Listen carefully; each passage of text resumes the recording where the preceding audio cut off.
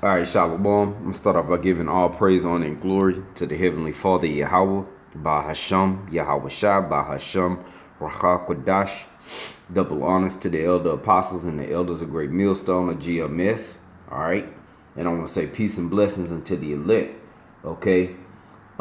This lesson is just going to be a lesson over Genesis, the 38th chapter. And I want to bring out some points because, I'll just say a lot of the times I talk to the lady I deal with, okay, she always asking me about scriptures and stuff like that because she ain't from over here. She from overseas.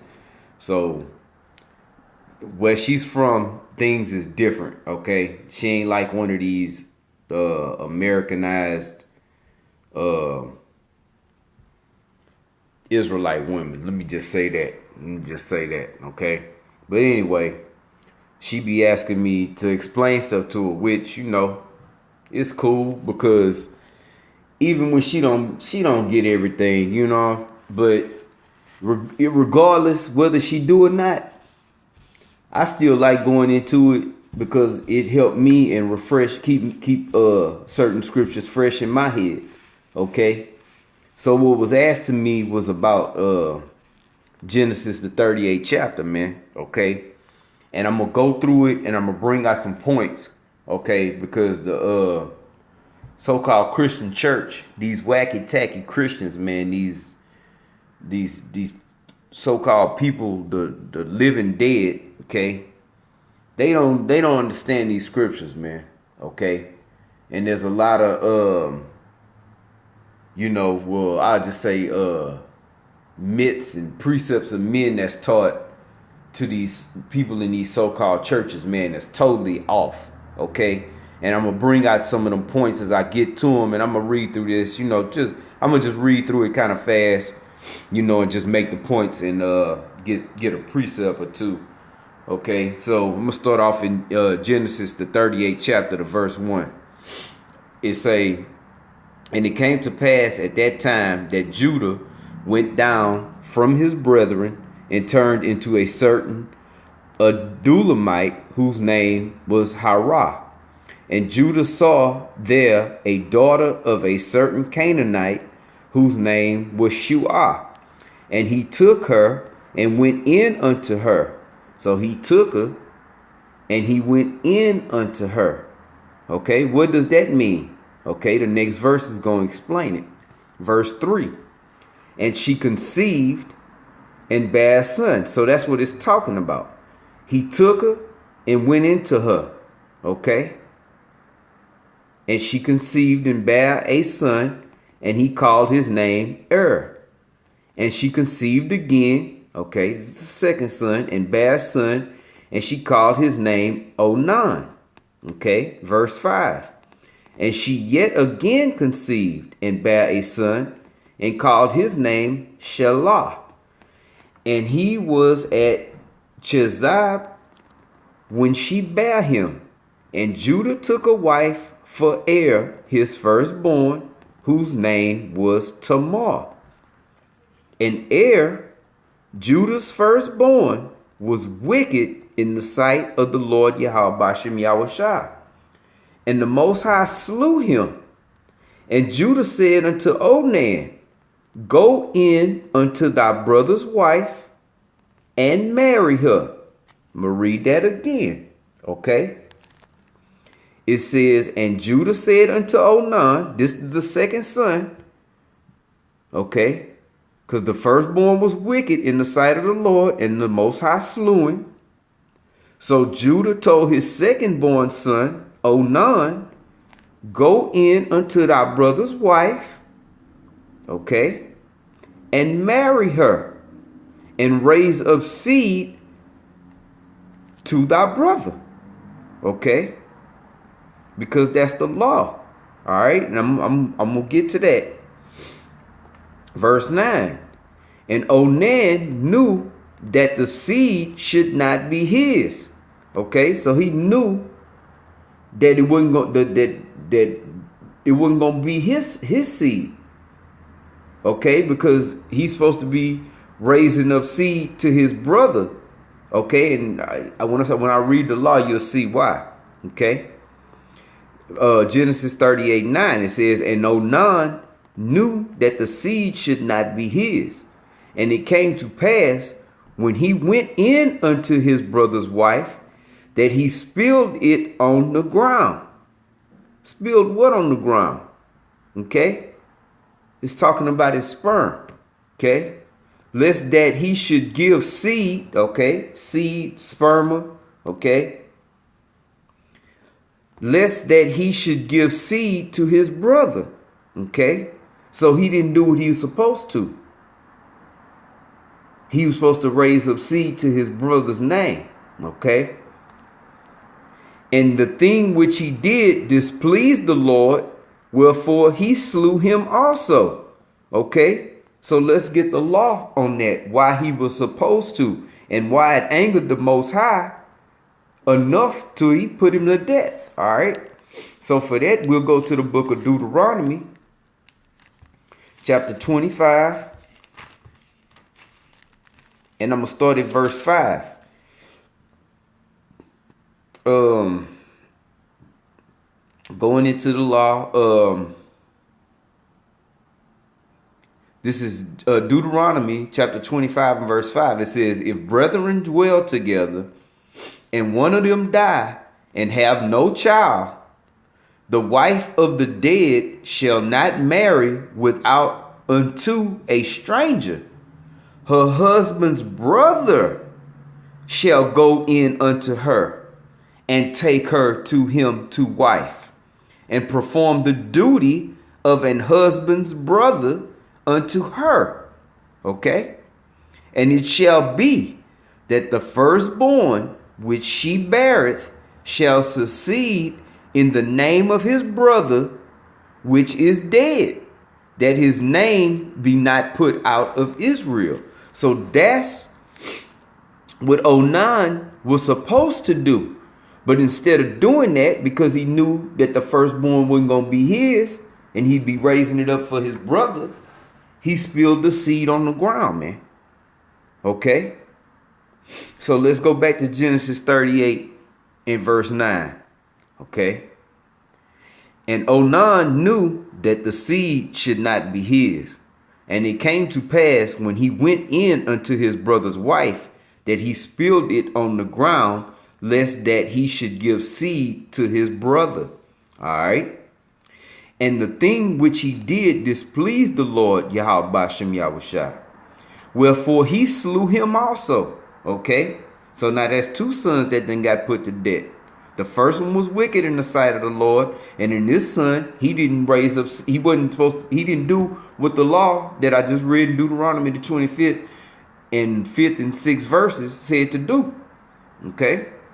So now he got put to death. Genesis 38 and 11. Then said Judah to Tamar, his daughter-in-law, remain a widow at thy father's house till Shelah my son be grown. For he said, lest peradventure he die also, as his brethren did. And Tamar went and dwelt in her father's house. Okay, because you know, you either belong to your husband or you belong to your father, man. Talking about the woman. Okay. It say, then said, Genesis 38 and 11. Then said Judah to Tamar, his daughter-in-law, remain a widow at thy father's house, a widow, okay, till Shelah my son be grown. For he said, lest peradventure he die also, as his brethren did. And Tamar went and dwelt in her father's house. And in process of time, the daughter of Shua, Judah's wife, died. Okay. And in process of time, the daughter of Shua, Judah's wife, died. And Judah was comforted, and went up unto his sheep shears to Timnath, he and his friend Harah the Adullamite. And it was told Tamar saying, Behold, thy father-in-law goeth up to Timnath to shear his sheep. And she put her widow's garments off from her, and covered her with a veil, and wrapped herself, and sat in an open place which is by the way to Timnath. For she saw that Shelah was grown, and she was not given unto him to wife. So Judah was supposed to go ahead and put her with him because he had been grown up now. Remember, he told her to go wait at her father's house till Shelah was of age. Okay? But he didn't do that. Okay? It says, when Judah, let me go back. Genesis 38:14. And she put her widow's garments off from her, because he told her to remain a widow. So she had that attire on. She put off her widow's garments, okay, and covered her with a veil, okay, and wrapped herself and sat in an open place, which is by the way to Timnath. For she saw that Shelah was grown, and she was not given unto him to wife. When Judah saw her, check this out. He thought her to be an harlot. Okay? He thought when he saw Tamar, he thought she was a harlot, man. A prostitute. Okay? When Judah saw her, he thought her to be an harlot because she had covered her face. Remember, she put the veil on? And he turned unto her by the way and said, Go to, I pray thee, let me come in unto thee. What is he talking about, coming into her? Just like we read up previously. Coming into her, or went into her. Remember in Genesis 38:2, and he went into her, and in verse 3, and she conceived and bare a son. Same thing, man. Okay? So Judah thought she was a harlot, a prostitute. And what did he do? He said, Go to, I pray thee, let me come in unto thee. For he knew not that she was his daughter-in-law. So it's all good to have a harlot, man. Okay? For all these so-called Christians, these wacky-tacky Christians, 2 points then got proved. Ain't nothing wrong with dealing with a harlot. All right? And 2, it ain't no sin to spill your seed, man. Okay? You have to realize this circumstance, what was going on in this situation. The law said that you're supposed to raise up to your dead brother, you're supposed to raise up seed to his name so that he be not put out of Israel, man. If he don't have no children when he die, you take your brother's wife, man, and raise up seed. And the firstborn is his name, man. So his name be not put out. Okay? Because you got so-called Christians say it's a sin to spill your seed and all this other madness, man. Okay? So let me go on. Genesis 38:16. And he turned unto her by the way and said, Go to, I pray thee, let me come in unto thee. For he knew not that she was his daughter-in-law. Okay? And she said, What wilt thou give me that thou mayest come in unto me? So I need something in exchange. Okay? It says, and he said, I will send thee a kid from the flock. Okay? And a kid is a baby goat, man. That's why I don't even like really using that term When I talk about my children, I don't like saying my kids. I just say my children, man, because a kid is a baby goat. Okay. All right. So Genesis 38:17, and he said, "I will send thee a kid from the flock." Okay, as payment. And she said, "Wilt thou give me a pledge till thou send it?" And he said, "What pledge shall I give thee?" And she said, "Thy signet and thy bracelets and thy staff that is in thine hand." And he gave it to her, and it came, and came in unto her, and she conceived by him. So what he thought was a prostitute, he gave his signet, bracelets, and his staff, and was promised to send a baby goat. Okay. Then he came into her, and she conceived by him. All right. Verse 19. And she arose and went away and laid by her veil from her, and put on the garments of her widowhood. Okay. And Judah sent the kid by the hand of his friend the Dulamite to receive his pledge from the woman's hand, but he found her not. Then he asked the men of the place, saying, "Where is the harlot that was openly by the wayside?" And they said, "There was no harlot in this place." And he returned to Judah and said, "I cannot find her." And also the men of the place said that there was no harlot in this place. And Judah said, let her take it to her, lest we be shamed. Behold, I sent this kid, and thou hast not found her. Okay. And in the margin, it say for being shamed, it say becoming a contempt. Okay.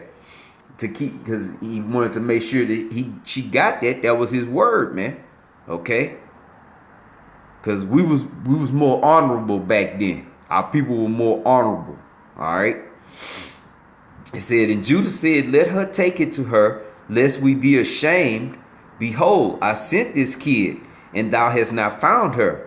And it came to pass about 3 months after that it was told Judah, saying, Tamar, thy daughter-in-law, hath played the harlot.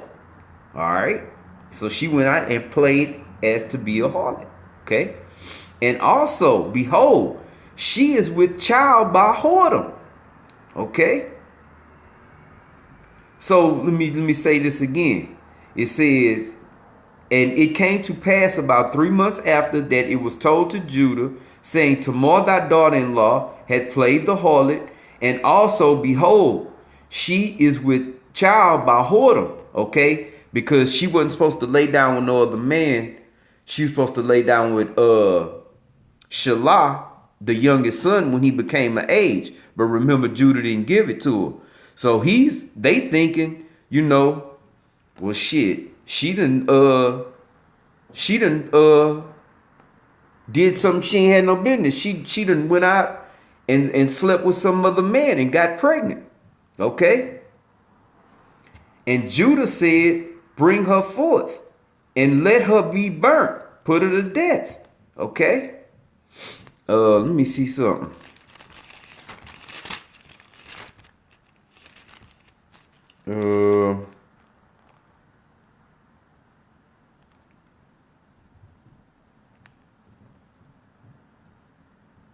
This is Leviticus 21 and 9. It say, and the daughter of any priest, if she profane herself by playing the whore, she profaneth her father. She shall be burnt with fire. Okay. Let me see something else. Let me check. I'm just checking what these precepts say. Let me see what this one say. Okay, because Judah said to bring her so she could be burned up. All right, because what she did was unlawful. Okay, let me see real quick. I'm just checking.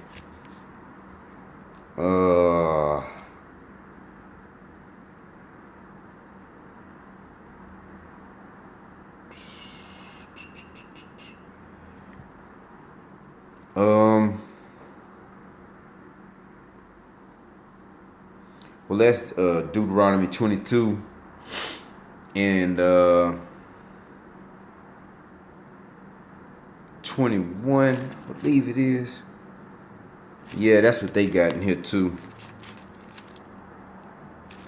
Deuteronomy 22 and 21, it says, Then they shall bring out the damsel to the door of her father's house, and the men of her city shall stone her with stones, that she die, because she had wrought folly in Israel to play the whore in her father's house. So shalt thou put evil away from among you. Okay.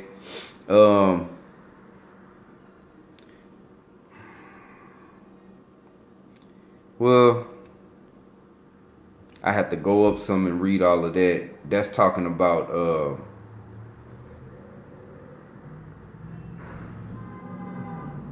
Salaki. I'm just going over this right quick, talking about the tokens of virginity.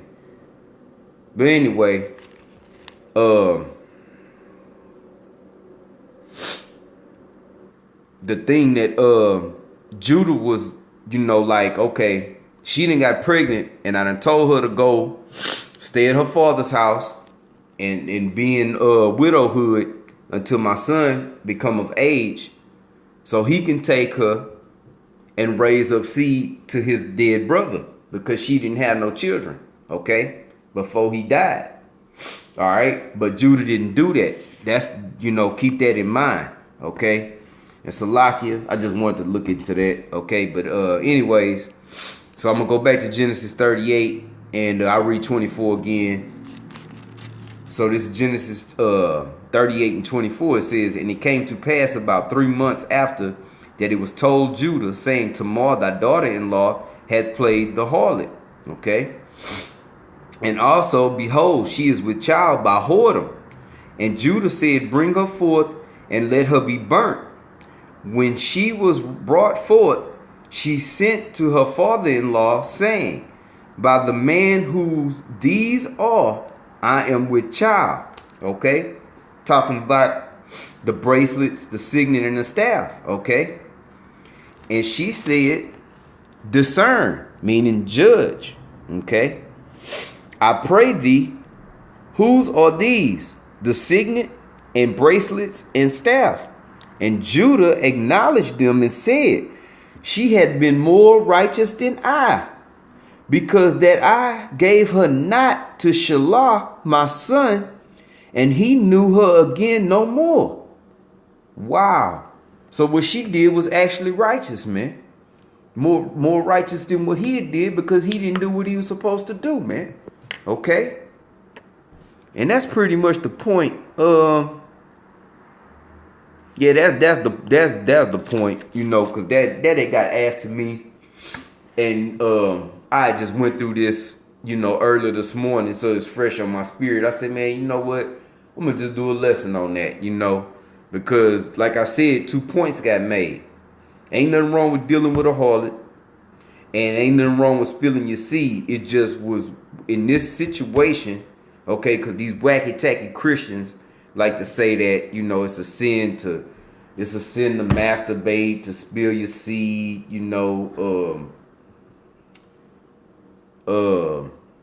not supposed to deal with harlots, okay? Well, them 2 points just got proven to be wrong, okay? So these wacky-tacky, these so-called Christians, they don't know what the hell they talking about, man, okay? And that's pretty much it. Like I said, this was fresh on my spirit. I just went over this morning. I hadn't went into this account in a long time, and I just like, man, you know what? Through the spirit, that's a lesson, man. I'm gonna put that up. I had something else I wanted to go into, but the spirit led me to go this route. So, that's it. And as always, Lord willing, there was edification in this lesson. And again, I'm going to give all praise, honor, and glory to the Heavenly Father, Yahawah, Ba'ashem, Yahawashi, Ba'ashem, Rawchaa, Qadash. Double honors to the elder apostles and the elders of Grestmillstone, the GMS. And I want to say peace and blessings unto the elect, okay? We almost out of here, man, okay? Keep pushing. All right. And until the next time, I say shalom.